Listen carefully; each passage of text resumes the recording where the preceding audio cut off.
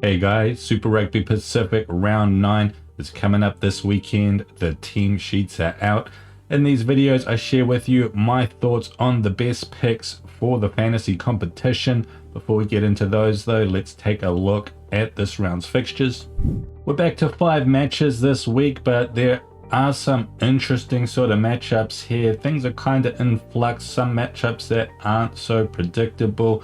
Up first on the Friday night though, we have the Highlanders versus the Brumbies. This is in Dunedin under the cover. And yeah, this is one of those games that's kind of tricky. I think potentially this could be a battle. Brumbies have been on a bit of a slide lately, but I mean the Highlanders, they're not exactly a force to be reckoned with anyway. Highlanders also have no Lavanini this week, so I'm kind of wondering about how their lineout is going to hold up. We saw when they were without a lock for those 3 rounds, they really struggled at line-out time and was really making them struggle in all of those games. So they do have a lock this time. Mitch Dunshea is there, but I mean, he was there when things kind of first went to shit against the Force a few weeks ago now. So don't really mind picking players here, but it's probably not going to be a tri-fiesta, which is what we're really looking for in fantasy. Probably going to be better matchups available to draw players from. Then on the Saturday afternoon, we have Moana playing the Chiefs. I believe this game is actually happening in Rotorua, even though it was supposed to happen in Tonga. Conditions at the moment for this game look like they should be okay. Showers are expected in the afternoon, so it could affect this game, so keep an eye on that. But otherwise, I mean, we've already seen these two teams play earlier in the season, and yeah, the Chiefs gave Moana an absolute belting, and I kind of expect the same thing to happen this time. I don't see any reason to expect otherwise. In fact, they're going to have D-Mac back this time as well. Moana are playing at home, but yeah, this game, yeah, I'm expecting a big result for the Chiefs here. They should be able to put on a lot of points, and boosters could be in play for this one as well. After that, again on the Saturday afternoon, we have the Endroa versus the Western Force. This is happening in Lautoka, and again, I think showers are kind of hanging around on that day. At least that's what's forecast at the moment, and keep an eye on that, because I mean, we've already seen what happened when Lautoka gets a bit wet. Nothing drastic is forecast here, but yeah, definitely keep an eye on it. And otherwise, I mean, look, we got the Endroa. They're coming off that absolute hammering at the hands of the Crusaders in Christchurch last week. But as we know, they are a different animal playing at home in Fiji. And with the Western Force, I mean, they're coming off that big win against the Reds in Brisbane at Suncorp, where they basically belted the Reds, to be honest. And even in previous rounds before that, they've shown some, you know, a bit of sort of mettle against some strong teams as well, showing that they're not necessarily pushovers. So yeah, I mean, this should be a good game, right? This could be a bit of a battle as well. But I mean, games in Fiji, they're pretty unpredictable at the best of times. So yeah, that kind of makes me a little bit hesitant to invest in this game, but you know, I think there should be some positive rugby here. I think it could be a lot of fun as long as the rain stays away. Otherwise though, probably not investing too heavily in it. And then Saturday night, this is the big one, Hurricanes versus the Blues, top of the table clash. This is basically like, you know, best attack versus the best defense. Probably the first real test the Hurricanes have had this season. They've honestly had the easiest sort of start to a season that I can remember anyone ever having. And I mean, I know I said this in their last game when they played against the Reds and they blew the Reds away by 50 points. But I mean, look what happened to the Reds last week, right? Like beaten up by the Force and Suncorp. So yeah, Reds seem like they're on a bit of a slide, and I cannot see the Hurricanes putting 50 points on the Blues, to be honest. I think this game will be a battle. Conditions do look like they will be good. on the Saturday in Wellington, though, which is good to see because we do have that storm bearing down on the country at the end of the week. But yeah, I'm kind of intending to fade this matchup a bit. I mean, it's not terrible, right? Like, these Canes players, even at the worst of times, they're often good picks, right? Just because of the way the Canes plays. So yeah, not counting them out, but definitely more inclined to fade them this week than I would be otherwise. And then lastly, on the Saturday night, we have Reds versus the Crusaders at Suncorp. And yeah, we already talked about it, right? Reds on a bit of a slide, getting hammered by the Canes, losing at home against the Force.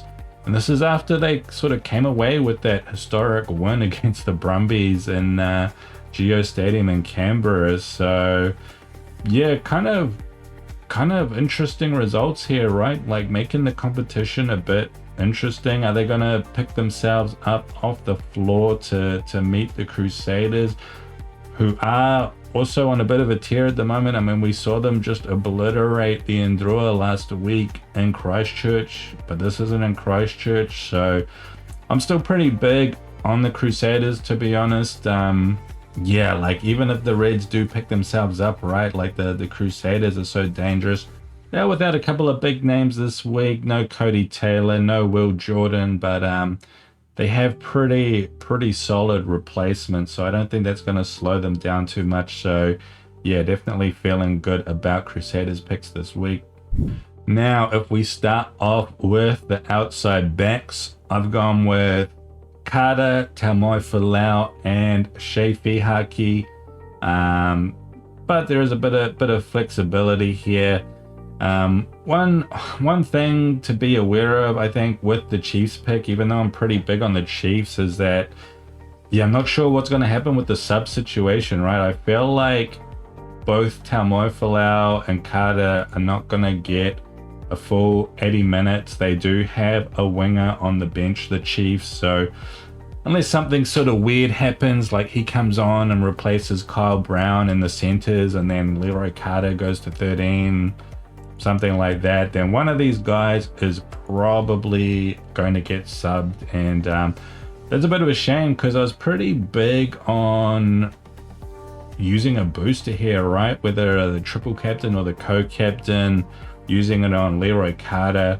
But yeah, just with that threat of potential rain, and because of the uncertainty about substitutions, I might just hold off on that one. There still are booster opportunities to come, right? We've got the Canes playing Moana in a couple of weeks, but yeah, I've mapped it all out. There's definitely still a couple of very good opportunities to come, and yeah, I'm gonna make the decision closer to the day so that I can actually check the weather. But interested to know your guys' thoughts on what might actually happen with the substitutions. Other than that, though, like I said, I'm pretty big on the Crusaders. That's why I have Fihaki here. You could also fit in Sevu Reece as well, but I think Fihaki, he's kind of the clear sort of top choice in the Crusaders back three at the moment, at least in terms of the highest ceiling for his scoring of points. Also be aware that Johnny McNichol, he is making his first start of the season as well, coming back from injury. He'll be starting at 15, replacing Will Jordan. And last year, he proved to be pretty solid when he started getting game time, right? Like, he was able to put himself in, right positions to really exploit opportunities. So I expect him to go pretty well this game. Because it's his first game, you'd think he'd be kind of cheap, but he isn't really at 7.4 million. So I'll probably stick with the wings ahead of him, but yeah, he will be a pretty solid option and one to keep an eye on how he goes, just so that we know where he's at going into future matches. Beyond that, I mean, look, Wheneanga Nofo, the guy has been on fire this year, and I don't blame you for taking a shot on him. Like I talked about this Canes versus Blues matchup earlier. Like I don't think he's going to be getting the same sort of opportunities that you've been seeing him get so far this year. That's why I'm staying away from him. But if you did want a piece of the Hurricanes, he would be your guy to go for. Tangitau, I mean, again, I talked about Landers versus Brumbies, right? Like, yeah, I'm not that necessarily that confident in the Highlanders, especially with the line-out situation. But the Brumbies have been on a slide, so it kind of depends on how you feel about that matchup. If you feel like the Landers are going to handle them pretty well, then Tangitau does become a good pick. But I'm not so sure about that, so I'm kind of fading Tangitau as well. And it's kind of the same reason I'm fading Muirhead and Toole. Yeah, just a bit of uncertainty with that matchup, and I feel like the Brumbies could end up kind of leaning on their forwards to get the job done as well. Might be wrong. I mean, it's definitely going to be good conditions there under the cover, right? So yeah, again, if you feel good about the Brumbies, I would go for Muirhead in that situation. Coombs Fabling probably going to end up getting substituted. Jacobs probably going to come on, go to 10. D-Mac will go to 15. Other than that, there's no other options that really make me excited in the outside backs, but just want to mention Isekeli Basayalo. I don't know anything about this guy, but it's always kind of cool to see a new guy on the wing getting the start at the Endure. Looking at him, I mean, he looks pretty fast, right? So if you're looking for a budget option in your back three, remember this is against the fours, so there's a matchup where there's probably going to be opportunities for the Endure.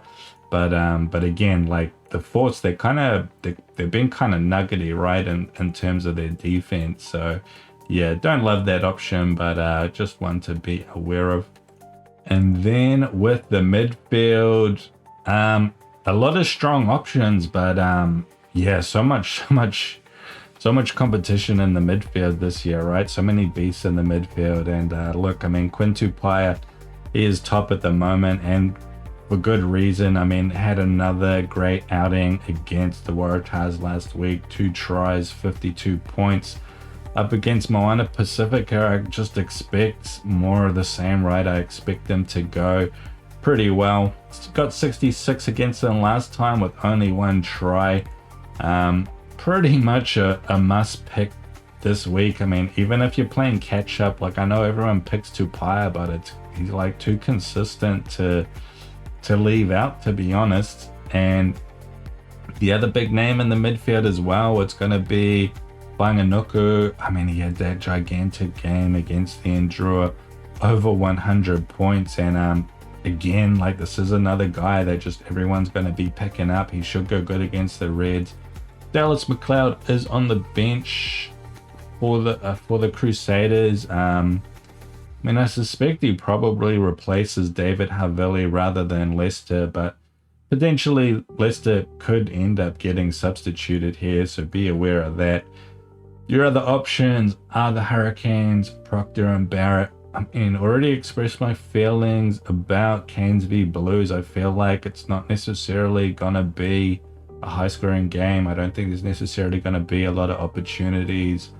But if there's a guy that'll get opportunities in a matchup like that, I mean, it's probably Billy Proctor. But Jordie Barrett, I don't think he will be taking the shots at goal. No, he's not taking the shots at goal anymore now that Ruben Love is in there. So yeah, Billy Proctor would be your option. Tava Nawai, I mean, he's back to getting substituted now that Jonah Lowe's back. Talea's on the bench. Talea seems to come on and replace Tava Nawai. And Tava Nawai just goes home with like his 35 points. And that's kind of sad, to be honest. Probably the only other option I'd really talk about at all is Kyle Brown. He's getting the start this week. He's been coming off the bench otherwise. And not an exciting pick, to be honest, but he's super cheap. He's only 3 mil. He's going to have a good chance to get a decent score this game, and he'll probably go up $500,000. So if you need a bit of cash or want to take a bit on an outside punt on a guy that nobody's looking at, he could be a good option to consider. And looking at the 10s, I mean, the elephant in the room, it is D-Mac. Kind of hard to resist picking D-Mac into Moana Pacifica. Yeah, got 60 points against him last time. I don't know why I said that he wasn't playing against Moana last time, but yeah, I expect him to go pretty well again this game. And looking at your other options, there's really not a lot going on. I mean, Carter Gordon into the Crusaders, not loving that. Bowden Barrett again in a bit of an arm wrestle against the Hurricanes. Ben Donaldson though, I mean, he's always been solid, and we saw him put on a good score against the Reds, a game where the Force put on 40 points. Reds, I mean the Force, they are going to have opportunities to score against the Endure, even though it is in Fiji, right? And that makes it tough. But yeah, he could be a pretty solid option if you don't want to go DMAC for some reason or other. The last guy I'd probably talk about is Rabitu, just because I believe he's starting at fullback this game. And yeah, he's a guy that's probably going to get some opportunities in this game to score points, and he's probably not going to get subbed either, right? The newbie winger is probably going to be the one that gets subbed. So yeah, he could be a decent value option, but probably a bit risky as well. And with the halfbacks, it's sort of, you know, with these top 4 options, they're kind of all in play here. I mean, look, Roigard, even though it's a tough matchup against the Blues, he probably is still the premier option, but there's not necessarily a lot in it, and he is also kind of expensive, right? Which may mean that you end up not wanting to pick him, or you're trying to save money somewhere. I think Ratima is actually a really good option this week. I mean, we saw him get 47 last time they played Moana, right? Look at all his try assists, 3 try assists, and he could definitely go really well again in this matchup. Only 5.5 million. So yeah, he's definitely a solid option if you need to save cash. And I mean, he's having an easier matchup than Roigard as well. He could well end up going better than Roigard. And Hotham is still a good pick too. I mean, I do like the Crusaders against the Reds, even though it's away in Suncorp. And yeah, I mean, he did face that late scratching last week, so I mean, it's probably not going to happen again, right? Like they wouldn't start him probably if it was so touch and go. But then again, maybe they would, right? Because maybe they don't have a lot of faith in Lloyd Chapman because he is quite green. So yeah, I'll be definitely trying to check the status of Hotham before this game starts, so I don't get burned like I did last week. And that might be a reason alone that you sort of want to stay away from him this week as well. And you might also want to be picking more Crusaders elsewhere as well. So yeah, you definitely got a few ways to go here. And I don't think Lonergan is a bad option as well either. So yeah, you definitely got a lot of options here depending on if you need money or you sort of want to free up Crusaders or cheap slots to spend in other positions. Now, with the loose forwards, I have gone with Kale, Whanakaivata, and Wanga. I mean, yeah, Kale, he just feels like another must pick again, even though he's at 10 million. Gotta imagine he's got a try in him against the Highlanders, at least one try, right? So yeah, he's a one pick, a must pick. These other 2 picks, Whanakaivata and Wanga, you know, they're kind of soft picks from me.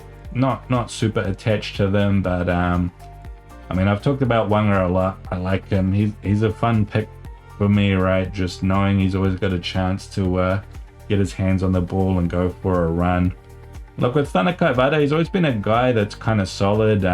Had a pretty big performance against the Crusaders, getting those 2 tries, and yeah, he's the sort of player who could well, you know, kick on and get a lot of ball against the Force as well and get opportunities.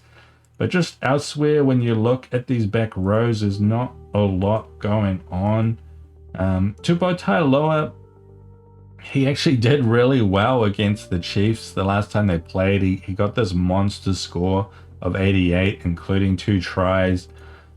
I do suspect that was a bit of a one-off, to be honest. I found he was kind of fortunate to just find himself with the ball in a bit of open space, so he kind of got all these line break points for no reason. And I feel like the Chiefs also kind of sloppy that game, right? Like they kind of got ahead and they knew they were going to win and just kind of slacked off on the defensive side of the ball. So I don't know if that'll happen again. I don't expect it to be honest, but still, even at the worst of times, Tupo Tailloa, he is pretty solid, right? He gets through a lot of work, he gets a lot of ball, he gets to do a lot of carries. So yeah, I mean, he's as good as any other option on his day.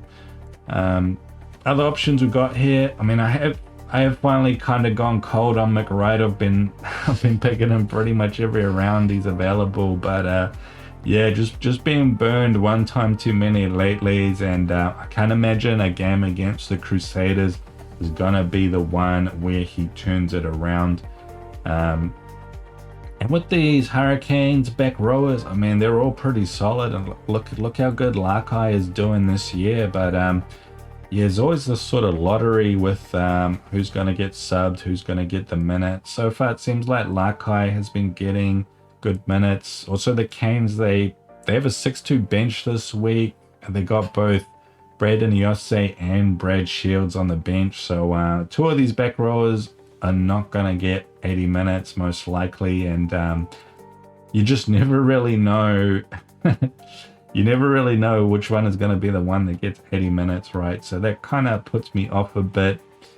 Otherwise, Ikuasi, he could go decently this week. He's a player that kind of always looks good when you're watching, but never really seems to translate to a lot of points. And I think that's just because, you know, these players that kind of get a lot of carries and carry well and get those go forward, you don't necessarily get points for that, right? You're only getting like a couple of meters out of it as far as the fantasy system's concerned, so you don't really get rewarded.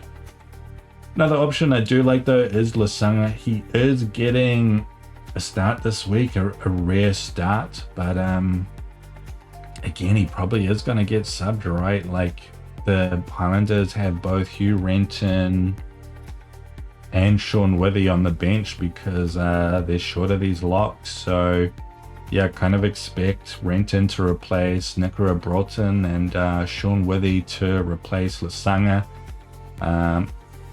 Won't necessarily happen. It could be something like Withy replaces Broughton, which is what happened the last time we had this situation, and maybe Hugh Renton replaces Oliver Haig or something like that. But yeah, I don't know. It sort of doesn't sound right to me. I suspect Lasanga is going to end up being subbed this game. And other than that, yeah, not really a lot of options I like out of here. We did see Finau go pretty well last week. He could go well again. But yeah, you might be prioritizing using your Chiefs picks in the backs rather than in the forwards. But if you have a slot free, he could definitely be worth a punt this week. Then with the locks, things are actually kind of interesting this week. I've gone with Jeremy Williams and Lockie Shaw. Feel pretty good about both of them. I was really focusing on the Brumbies locks this week just because, yeah, I'm thinking about that Highlanders situation with the line out. Like, yeah, they don't have 2 locks anymore. They're back to just having not Oliver Haig, the actual lock, Mitch Dunshea. So yeah, I feel like they could have trouble with line out again. And Brumbies, I mean, they're a good line out team, right? They've got good locks. They've got Nick Frost and Lockie Shaw, and Nick Frost, like, he's tall timber, man. Like, he can get up there and make steals. And I mean, Lockie Shaw's just been really strong. had a really big performance last week against the Waratahs with those 2 tries. Don't expect them to repeat that, but I mean, yeah, he's only 4.5 million. Probably would prefer Nick Frost, to be honest. I feel like Nick Frost is going to be the one that gets the 80 minutes just because he hasn't had a lot of game time this year, and just with that extra height, like, he really does just secure your line out.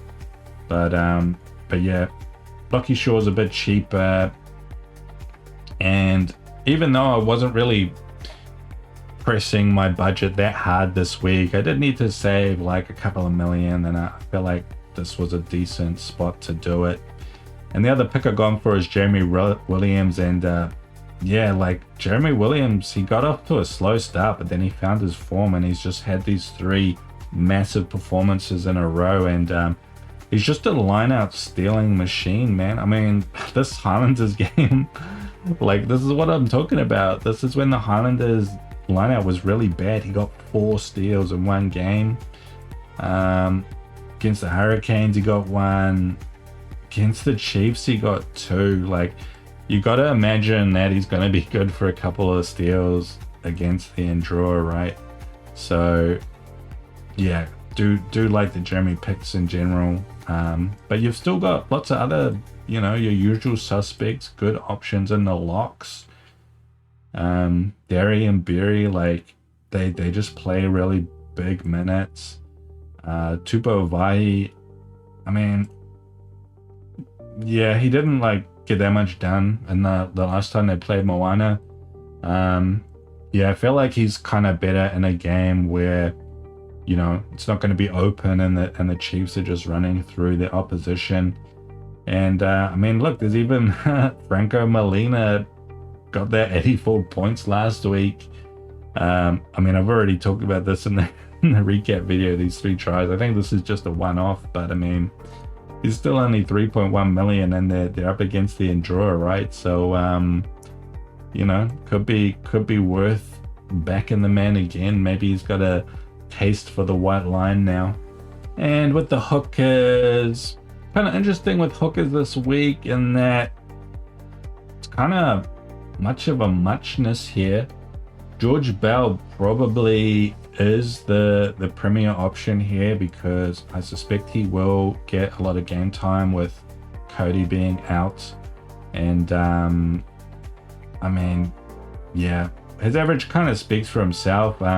He's a bit boom bust in that you see these games where he's had like 80 points and then, you know, 23, but he's also come off the bench a bit as well, right? So yeah, he's just a guy that's really good around the park, and we saw how good the Crusaders maul was looking against the Endroa. But there's 2 parts to that equation, right? There's the Crusaders maul, but then there's the Endroa maul defense. So I don't necessarily expect the Crusaders are going to just go over there and steamroll the Reds with mauls like they did against the Endroa, but I mean, they do have a strong maul, right? And George Bell, I mean, he's good around the park. He's not just a guy who has to be scoring tries off the back of the maul to get points.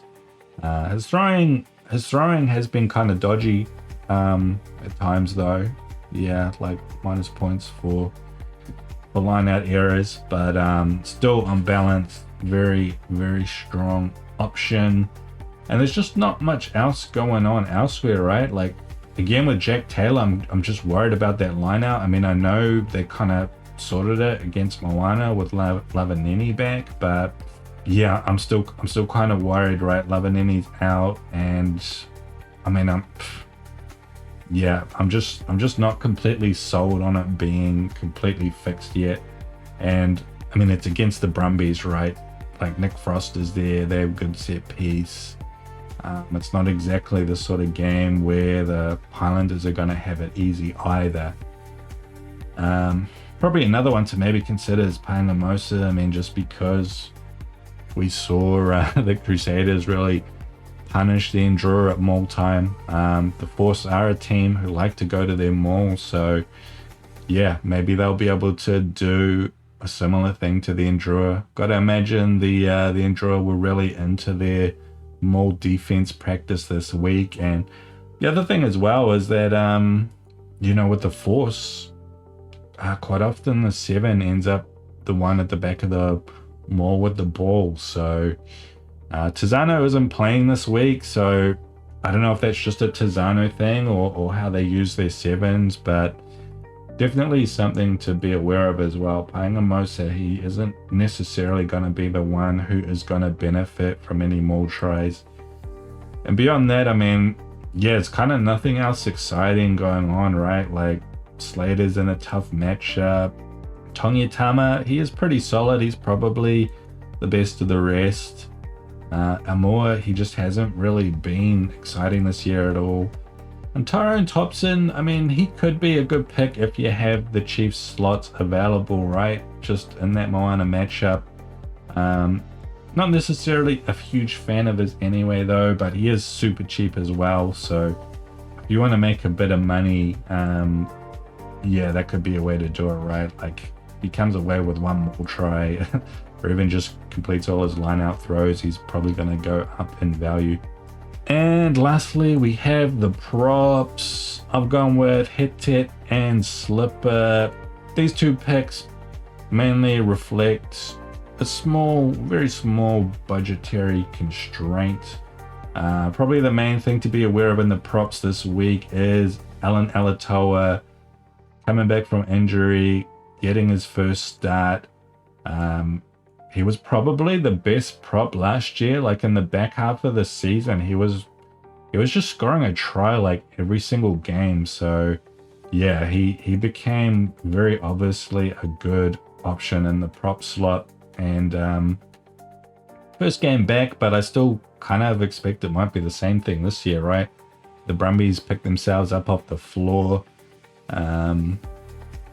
And Allen, like, he should be kind of fit, right? Like, he might need a game or two, but it won't take him long to get back to match fitness. And yeah, he could be one to sort of take up that role again. He is kind of expensive though, at 5.7 mil, which is a bit of a shame to see. So we'll see what happens with his performance this week. We'll see what his form's like, and maybe his price will go down a bit.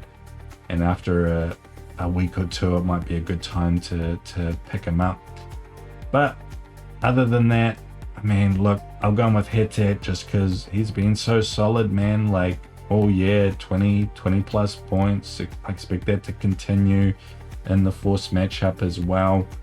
I mean, Rennett's one that I've kind of been a fan on. Again, just another guy who's solid, who does get the potential upside of getting a try, just because the Blues do score a lot of their tries through their forward pack. I mean, Tarval, he's been solid as well. Like, you know, if you can afford any of these guys near the top, they're not going to do you wrong. But yeah, Alatoa is the one to keep an eye on. And when it comes to captains this week, I have Leroy Carter selected at the moment, and I feel pretty good about that. Carter's who I had picked when this matchup last happened, and I think he was the top scorer for that round as well. So yeah, basically just anticipating the same sort of thing. I did say though, with this matchup, a little bit worried about some potential for moisture, also worried about one of these two guys getting subbed. I do suspect Haumai Folau will be the one to get subbed, but no guarantees there. D-Mac will be a little bit of a safer option if you're kind of worried about that, but I still think yeah, Carter is worth all the risks. If you're not picking Carter, or if this game was to, you know, look like it's going to be wet or something like that, I probably would just go to the Crusaders options, right? Go to like Shafi Haki. So yeah, pretty straightforward options there. I don't think I would really be considering forwards this week. Maybe Kale. Yeah, he probably will be solid, but yeah, I don't know. Kind of don't really trust the Brumbies at the moment either. So, or you've sort of got safe options in the midfield, right? Like Tapai's probably going to go decently, even if it is kind of wet. but you still wouldn't want to put your captain on a cheap if it's wet. And same with flying Anuku as well. Like we saw last week against the Endura, like he can really rack up the points just like an outside back as well. With the boosters, I mean, I did say I think boosters will be in play this week just because of this Chiefs versus Moana game. But again, like I said, I'm just sort of going to stand by, make sure that the weather situation doesn't deteriorate. And normally I'd probably want to use my triple captain on Leroy Carter, but because of the sub situation, I don't know, it does make me quite uneasy about using the booster, but I probably would just use the co-captains in that situation, and maybe co-captain along with D-Mac or even with Taumoe Falau as well. I mean, one of them gets subbed, but they're probably both gonna go pretty well before the substitution happens, right? So some hesitations about using the booster, but I think it's as good as opportunity as any. But at the same time, there are more opportunities to come in later rounds as well. So don't panic if you're still not feeling the boosters yet. Anyway, guys, that'll do it from me. I hope you found this information useful. Otherwise, enjoy the rest of the week. Enjoy the games on the weekend, and I'll catch you for the next one. See ya.